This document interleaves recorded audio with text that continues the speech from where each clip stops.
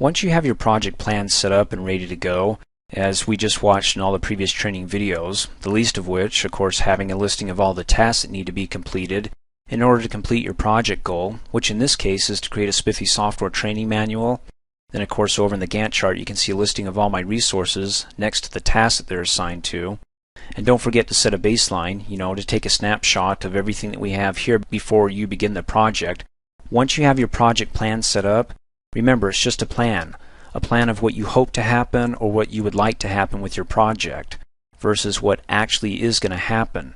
For example, let me go ahead and look at task 3 here. I'm going to hover over the dividing bar and drag it over to the right a little bit so I can see the start and finish dates. And let me go back so I can see the actual bar for the examine software task over in the Gantt chart. Let's pretend that writer 1 who's working on this couldn't come in on the planned date, which was August the 1st. Let's say he got sick and can only come in on August the 6th to begin his task. Well, we've got our plan here versus what actually happened. So to enter in our actuals, there's another view that we can go to enter those in. In fact, in that view, you'll have the same fields up at the top, but with the 3-letter prefix of ACT. ACT start, ACT finish, ACT duration, ACT cost for your actual cost, duration, start, and finish times.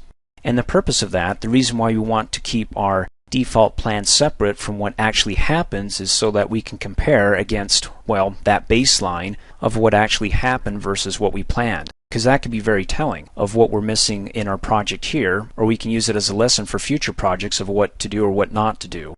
Maybe we don't want to use this writer anymore because he's always sick. He always seems to start his task late, and so on.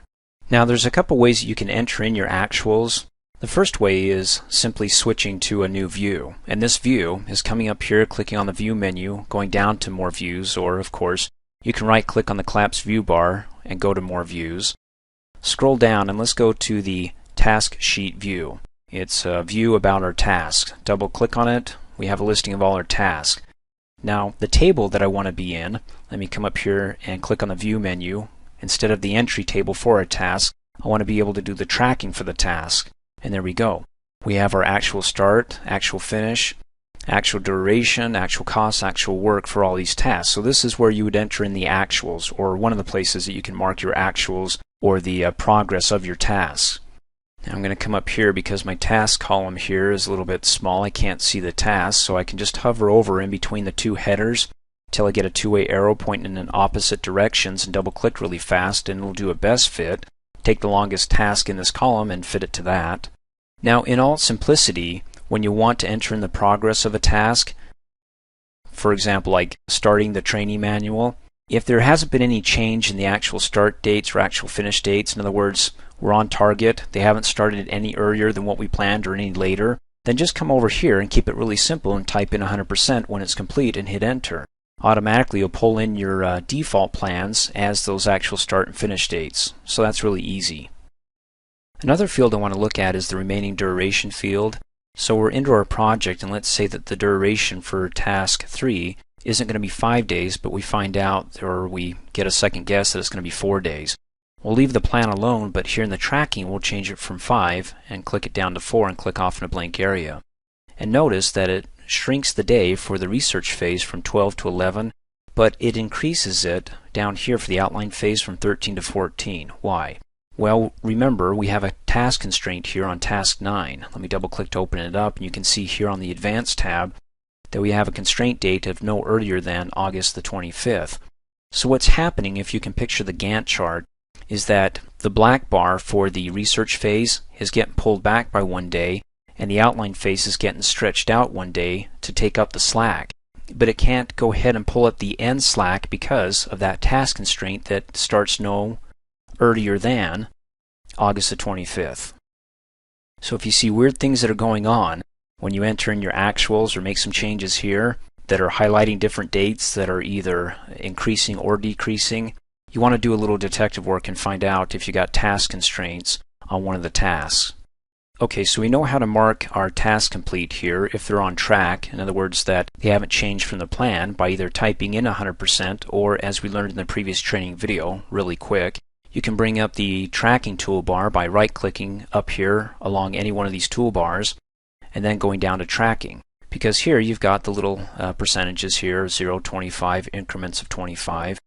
I'm going to go ahead and select task 3, and again I can either type in the percentage complete here, which I can get more minute like 13%, or select it, come up here on the tracking toolbar and click on the 100% complete.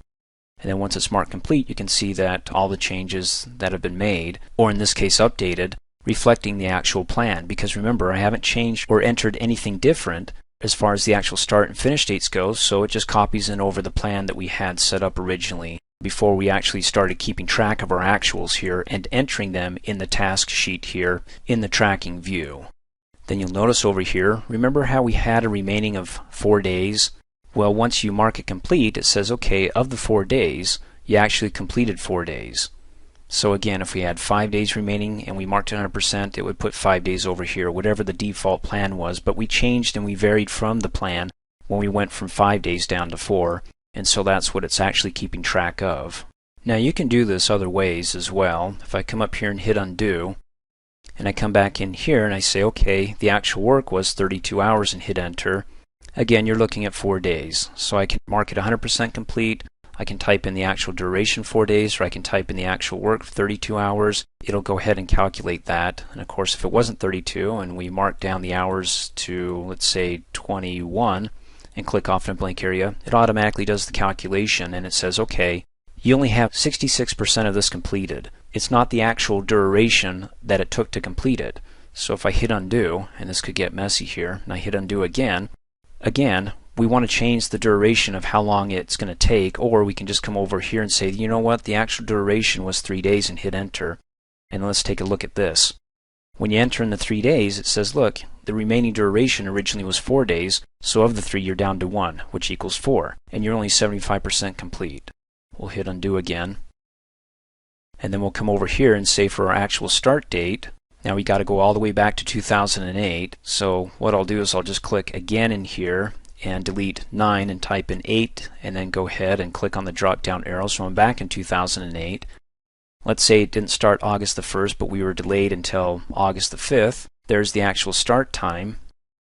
And then what I can do is come over here, and when I complete, either type in 100% of course, or type in the 4 days for the actual days and hit enter, and then watch what happens.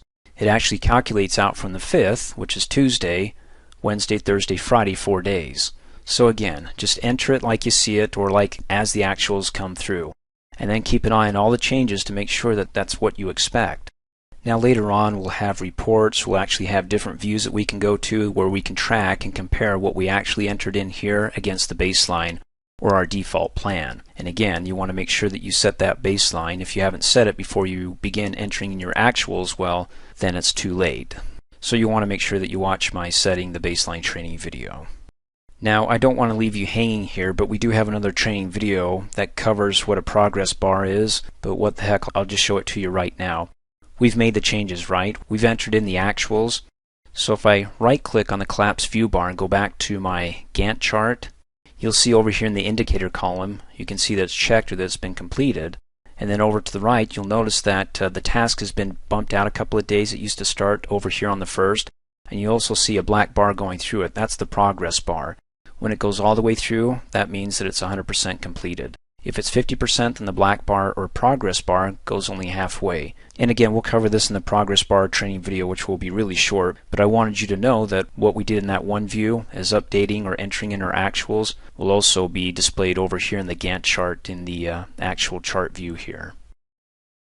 Thanks for watching. Hey, as a quick reminder, if you like my video, please give it a thumbs up. You can also click on me and subscribe to my channel, get notified of the latest videos, and for only $2 a month, you can have access to all my Microsoft Office training videos.